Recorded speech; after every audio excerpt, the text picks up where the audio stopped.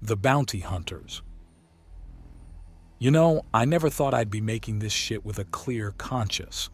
Mustard notes as he examines the gauges and watches as the machines do all the work. Which is a good thing, as the more barriers between himself and the weapons they're making, the better. The reports back from the Dauntless came in almost every language but Galactic Trade, and he had made a point of getting it in Punjabi. I don't know, I figured it was inevitable at some level, Itchy answers. Mind explaining that one? Mustard asks. Between the entire city of criminals, the rapists, sadists, drug pushers, giant man-eating monsters, and other such things, I figured it was just a matter of time until we had to break out the really nasty stuff. Itchy replies. I am surprised that we're starting off with chemical weapons instead of orbital bombardment with the plasma guns, though. A fuel air bomb was my next bet. Well, I hope this experience with mustard gas makes your life a more complete one. I was personally hoping my nickname would only ever come from the sandwich dressing and not the war crime. Mustard notes a little sourly. If people got what they wanted, then there wouldn't be some mad scientist bitch hijacking cloning facilities to make mass death bioweapons. Itchy returns quickly. He had decided to have his own copy printed out in Hebrew to honor his grandfather. He didn't share the man's faith, but he was still family. Of course, this meant that Itchy was barely a quarter of the way through his own report, his skills in his chosen language being rusty to the point of nearly non-functional. He was only barely past the physical description of the pale generators. Sadly, it also meant that he was at his best with Hebrew since he was a teenager living with his grandfather. He felt vaguely ashamed of that. Everything's going clear. I think we can just fully automate this now, Mustard says after a little while longer. The two men weren't much for talking when they were working on something dangerous. It was always just smarter to focus on whatever munitions, explosive, or other incredibly dangerous thing you were dealing with than talk. Really? How long will we need to run it? Until we have enough for every instance of ABC-1. Maybe a bit left over for target actual to get a big whiff of, Mustard says, and Itchy shrugs. Fair enough. Let's see if we can get something else done. I think I read something about DNA scanners in the report. Why didn't you just get it in English? Mustard asks.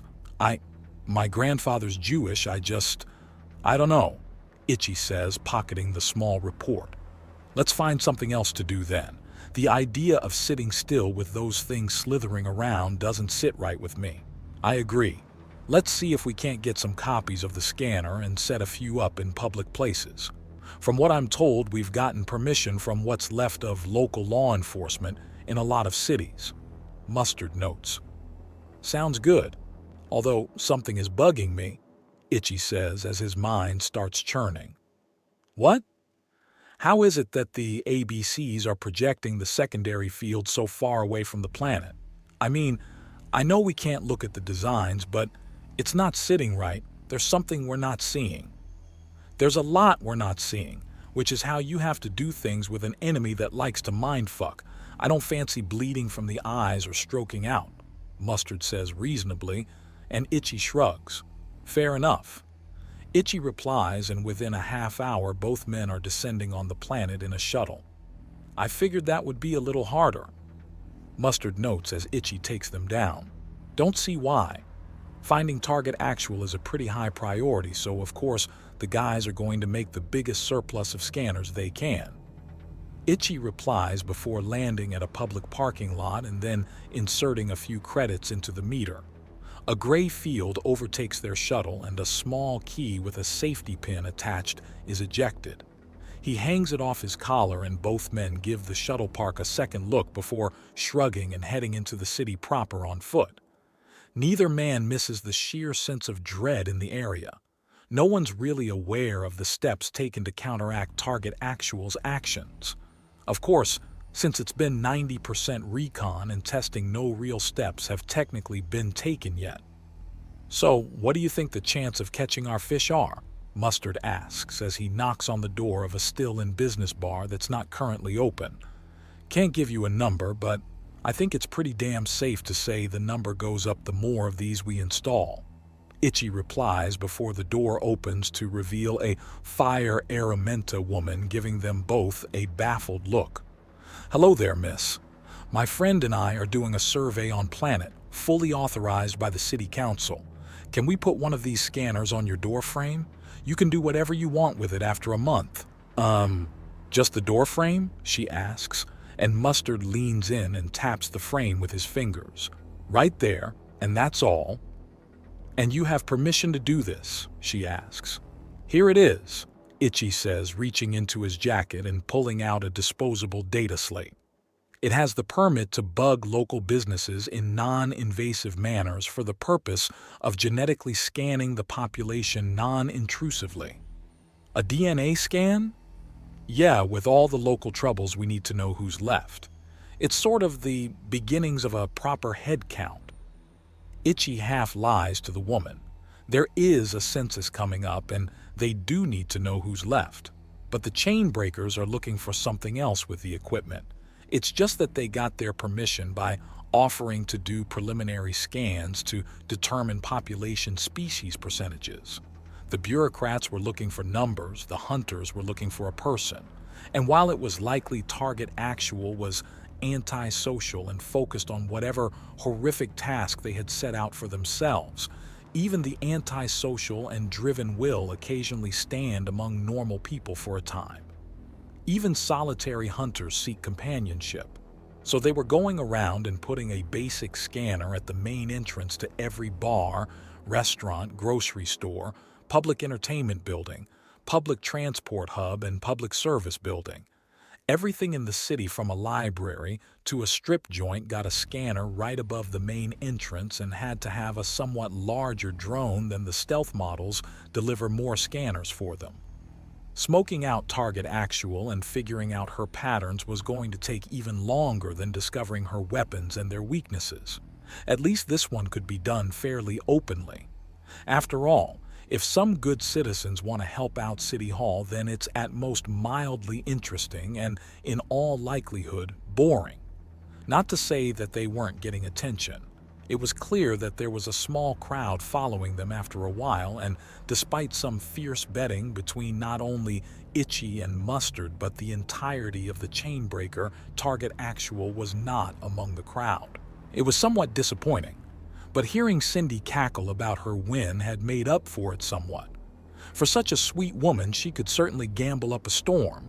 She had been used as a quick test for the scanners, and while they did take note that she's a Kobe and has some of the markers from Target Actual, it didn't go beyond species. She did point out a few useful things, though, since the percentages weren't higher and due to the areas the scanner recognized and matched up her DNA with Target Actual's. That meant that the woman in question would have a distinctly different color and pattern to her scales, possibly have some webbing around the feet or oversized hands and maybe even small horns as well.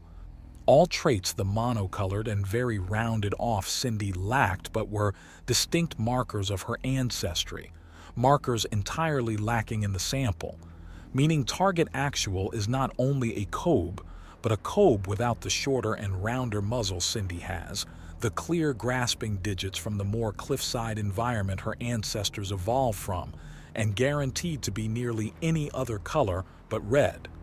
The horns were a maybe, as she identified that part of the genetic code as one where there was a significant amount of degradation in the sample. But the lack of a cliffside ancestry said a lot. They were looking for a Kobe, with either webbed feet and slick skin or overlarge hands and more bumpy skin.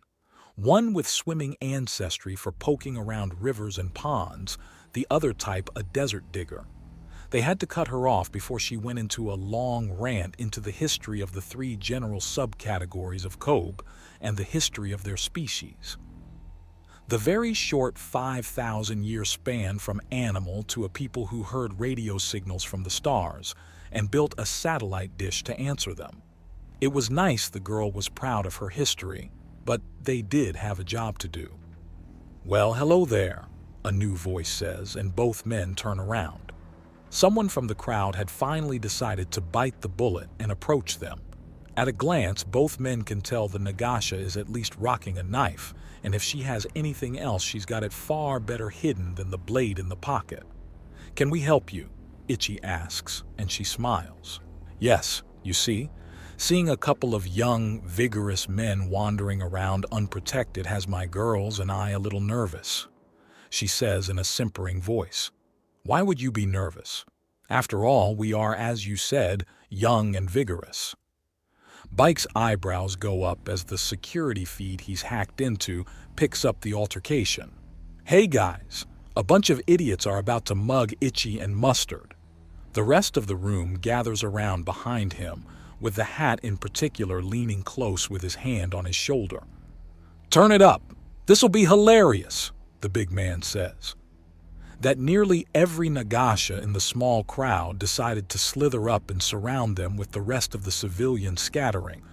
Although some of them didn't scatter too far, lets both men know that, yes, they have to deal with the stupid. Apparently some gangs did survive the initial purge caused by Target Actual's actions. Why would you be nervous? Are you freshly stranded here? The world isn't safe. We can't run, can't hide.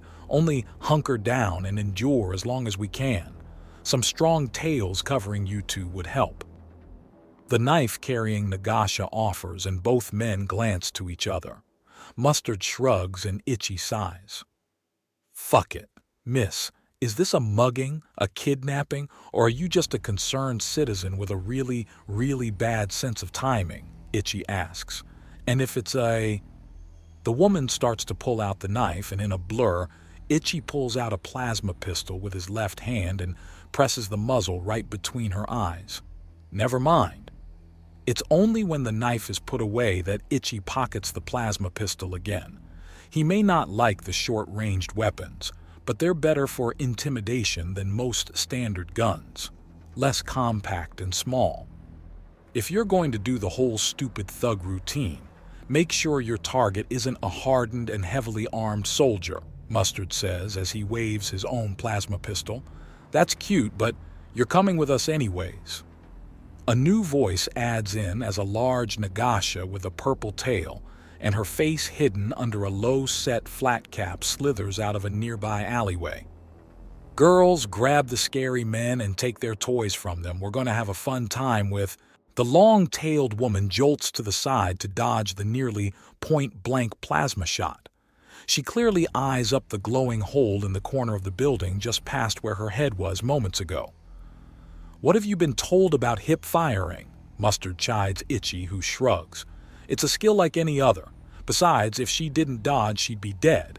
That's a good shot." Itchy returns. "Are you two insane?" the gang leader demands. "Define insane." Mustard eggs her on.